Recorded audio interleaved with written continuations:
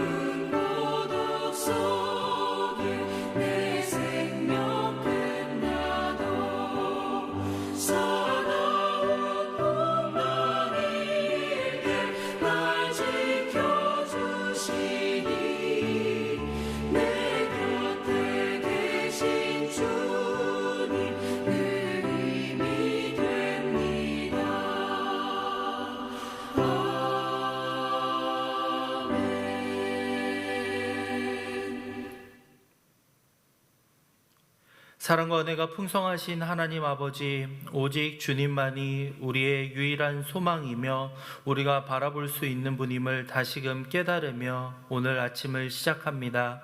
우리 예음 가족들 마음 가운데 오직 하나님을 향한 사랑으로 어떠한 상황 속에서도 그 믿음이 흔들리지 않도록 굳건하게 붙잡아 주시며 이끌어가 주시옵소서. 주님의 보혈로 말미암아 새로운 삶을 시작하는 우리 모두가 하나님의 은혜 안에서 거룩한 백성으로 날마다 거듭날 수 있도록 주님 이끌어가 주시옵소서. 어제 내린 폭설로 인하여서 또한 도로와 여러 가지 상황들이 마비되고 어려움들을 겪는 모습들을 봅니다. 주님, 그 교통과 여러 가지 상황 가운데 안전사고 없이 우리 또 예음 가족들과 또 이 지역 모든 이들을 굳건하게 붙잡아 주시며, 이러한 상황 속에서 우리가 바라보고 의지해야 될 분이 하나님 한 분밖에 없음을 기억하며 날마다 우리를 지켜 보호하시는 하나님의 도우심을 구할 수 있도록 이끌어가 주시옵소서. 코로나로 인하여서 우리의 일상이 멈춘 지 어느덧 1년이 다 되어가고 있습니다. 여러 가지 힘든 상황 속에서 경제적으로 어려움을 겪고 있는 이들에게 주님께서 위로와 새 힘을 더하여 주시며 속히 이 상황이 해결되어 갈 수 있도록 도와주시옵소서. 함께 모여서 예배하며 기도하고 싶지만 여러 가지 상황으로 인해서 그렇지 못하는 이들에게 각자 상황 속에서 삶 가운데에서 하나님을 만나 예배하며 기도할 수 있도록 주님 붙잡아 주시옵소서. 기도의 자리를 끝까지 지키며 나아가는 이들 가운데 하나님의 은총이 충만히 임할 수 있도록 도와주시며 말씀을 통해서 주시는 새 힘을 날마다 경험하며 오늘 하루를 또한 시작할 수 있도록 주님 도와주시옵소서. 감사합니다. 이 모든 말씀 주 예수 그리스도의 이름으로 기도하였습니다. 아멘. 이 시간 함께 나눌 말씀은 아가서 6장 4절에서 13절까지 말씀입니다. 아가서 6장 4절에서 13절까지 말씀입니다. 함께 읽겠습니다. 4절입니다. 내 사랑아, 너는 디르사같이 어여쁘고 예루살렘같이 곱고 깃발을 세운 군대같이 당당하구나. 내 눈이 나를 놀라게 하니 돌이켜 나를 보지 말라. 내 머리털은 길르앗 산 기슭에 누운 염소떼 같고 내 이는 목욕하고 나오는 암양떼 같으니 쌍떼를 가졌으며 새끼 없는 것은 하나도 없구나. 너울 속에 내 뺨은 성류 한쪽 같구나. 왕비가 60명이요 후궁이 80명이요 시녀가 무수하되 내 비둘기 내 완전한 자는 하나뿐이로구나. 그는 그의 어머니의 외딸이요 그 낳은 자가 귀중하게 여기는 자로구나. 여자들이 그를 보고 복된 자라 하고 왕비와 후궁들도 그를 칭찬하는구나. 아침 빛같이 뚜렷하고 달같이 아름답고 해같이 맑고 깃발을 세운 군대같이 당당한 여자가 누구인가.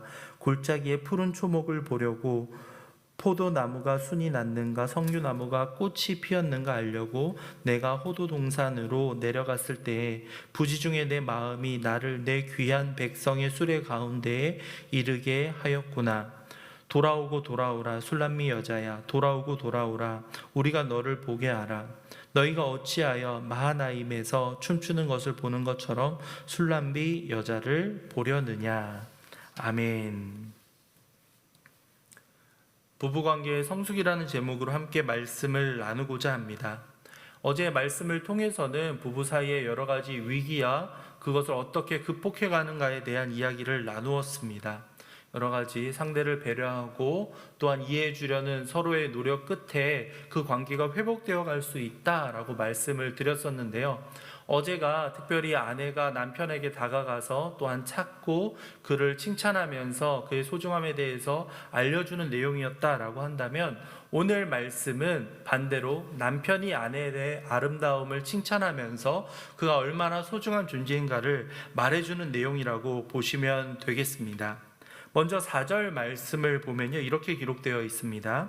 내 사랑아, 너는 디르사같이 어여쁘고 예루살렘같이 곱고 깃발을 세운 군대같이 당당하구나 라고 말씀하고 있는데요, 이 4절에 나오는 디르사라는 지역은 원래 북이스라엘의 짧은 기간이었지만 수도로 이렇게 활용되었던 장소였고요, 원어를 살펴보면 기쁨이라는 뜻을 가지고 있습니다. 예루살렘도 잘 알다시피 남유다의 수도였죠. 이렇게 수도들을 빗대어서 아내에 대한 아름다움을 표현하는 것은 그만큼 공인된, 모두가 그 수도에 대해서 잘 알고 있겠죠. 그렇기 때문에 모두가 인정하고 공인된 아름다움이다 라고 아내를 칭찬해 주는 내용이다, 이렇게 이해하시면 되겠습니다. 깃발을 세운 군대같이 당당하다라는 표현은 그만큼 아내의 아름다움이 위풍이 있고 존엄한 존재이다 라는 것을 그렇게 빗대어서 말해주고 있는 표현입니다. 아시다시피 솔로몬은 왕비와 후궁이 너무나도 많이 있었는데요. 그 가운데에서도 오늘 말씀을 보면 8절과 9절은 이렇게 기록하고 있습니다. 8절과 9절을 보면 왕비가 60명이요 후궁이 80명이요 시녀가 무수하되, 그가 가지고 있던 그 여인들이 많이 있었음에도 불구하고 9절을 보면요 이렇게 기록하고 있죠. 내 비둘기 내 완전한 자는 뭐라고요? 하나뿐이로구나 라고 말하고 있습니다.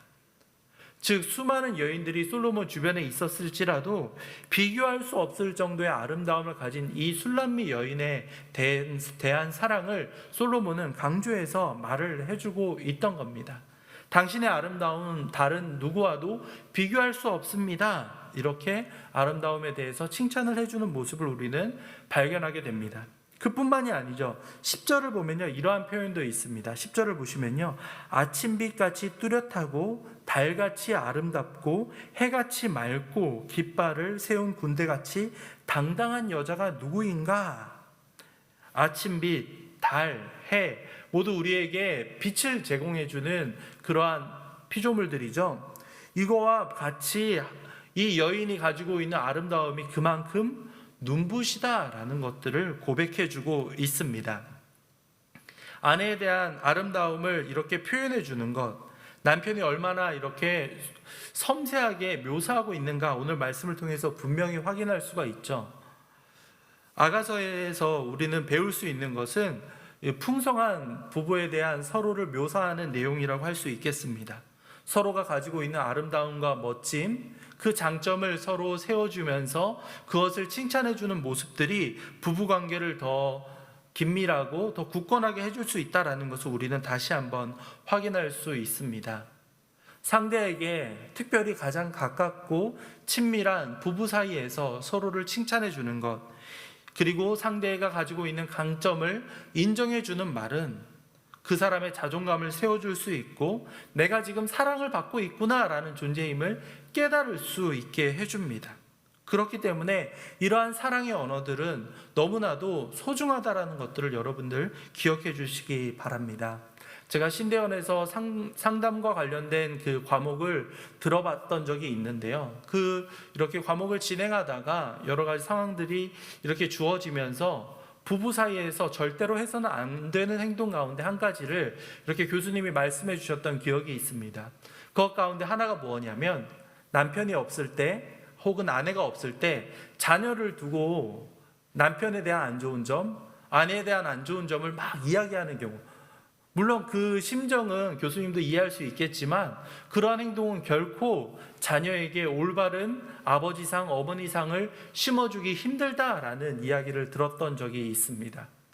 얼마나 사실 답답했으면 자녀들을 붙들고 남편에 대해서, 아내에 대해서 그렇게 이야기를 하겠습니까마는, 그럼에도 자녀들의 입장에서는 아버지에 대해서, 어머니에 대해서 그릇된 생각을 심어줄 수 있기 때문에 그것이 굉장히 위험하다라는 그러한 수업의 내용이 들었던 그러한 기억이 있었습니다. 그렇죠. 물론 같이 오랜 시간을 살아가고 부대끼다 보면 서로가 가지고 있는 단점과 고쳐지지 않는 여러 가지 부분으로 인해서 상처를 받고 아파하고 힘들어하는 경우들도 분명히 있겠습니다. 하지만 그 변화의 시작이 바로 우리의 칭찬으로부터 상대방이 가지고 있는 단점보다는 장점을 바라보면서 그것을 인정해주고 나아갈 때 오히려 고쳐지지 않을 것 같이 보였던 그 단점마저도 변화될 수 있는 모습들을 여러분들 그러한 것이 가능하다라는 것들을 기억해 주시기 바랍니다. 이어지는 11절과 12절에는 하나님이 허락해 주신 부부 사이에서 아름다운 사랑을 나누는 내용들이 잘 기록되어 있습니다. 11절과 12절을 보면요, 골짜기에 푸른 초목을 보려고 포도나무가 순이 났는가, 석류나무가 꽃이 피었는가 알려고 내가 호도동산으로 내려갔을 때에 부지 중에 내 마음이 나를 내 귀한 백성의 수레 가운데에 이르게 하였구나. 네, 하나님께서 허락해 주신 가정 안에서 부부가 아름다운 사랑을 이루어가는 모습이 잘 기록되어 있는데요. 이러한 것들이 가능하기 위해서는 먼저 남편은 자신의 몸과 마음을, 그리고 아내는 자신의 몸과 마음을 아름답게 가꾸며 유지할 필요가 있습니다. 자신의 몸을 거룩하게, 영적으로 육체적으로 거룩하게 이어져 나아갈 때에 서로 부부간의 사랑이 더욱더 깊어질 수 있고요, 그것으로 인해서 의무감이 아니라 정말 상대방을 향한 사랑하고 존경하는 마음이 커져갈 수 있음을 여러분들 기억해 주기 바랍니다. 물론 건강을 위해서, 건강한 육체를 위해서, 건강한 삶을 위해서 여러 가지 몸을 아름답게 유지하는 것들 물론 중요하겠죠. 그렇지만 그것보다도 더 중요한 것은 바로 우리가 가지고 있는 영적인 건강함이라 할 수 있겠습니다. 이 건강을 함께 유지하며 나아갈 때 부부가 더 아름다움을 이어갈 수 있다는 사실들을 여러분들 기억해 주시기 바랍니다. 그러한 의무는 남편 한 명, 아내 한 명만이 가지고 있는 것이 아니라 서로가 함께 이루어가는 사랑의 모습이라는 것들을 기억해 주시기 바랍니다. 오늘 말씀을 통해서는 부부관계가 어떻게 성숙하게 이루어져 갈 수 있는가에 대해서 함께 나누어 보았습니다. 어느 한쪽의 일반적인 노력으로는 그것은 결코 가능하지 않습니다. 서로에 대한 사랑하는 마음들을 기억하면서 서로를 세워주고 칭찬해 줌을 통해서 여러분, 하나님께서 허락해 주신 남편과 아내를 더욱더 아름답게 또 만들어가며 여러분이 함께 아름다운 가정을 이루어갈 때 그 모습이 여러분뿐만 아니라 여러분의 자녀, 주변 사람들에게도 좋은 본보기가 될 수 있으리라 믿습니다. 하나님이 허락해 주신 남편과 아내임을 기억하면서 서로가 가지고 있는 장점을 잘 인정해 주고 칭찬해 줌으로 말미암아 더욱더 여러분의 가정 가운데에서 사랑이 흘러 넘쳐갈 수 있기를 간절히 소망합니다. 오늘 말씀을 생각하며 함께 기도할 때에는요, 이 제목을 가지고 함께 기도하겠습니다. 함께 기도할 때에는 부부관계의 성숙한 모습을 위해서 서로를 칭찬하며 세워져 갈 수 있도록, 그리고 자신의 몸과 마음 역시 아름답게 가꾸어져 갈 수 있도록 영적으로 깨어있는 우리 부부가 될 수 있도록 주님 도와주시옵소서. 이렇게 기도해 주시고요, 개인적으로 기도하시기 바랍니다. 함께 기도하겠습니다.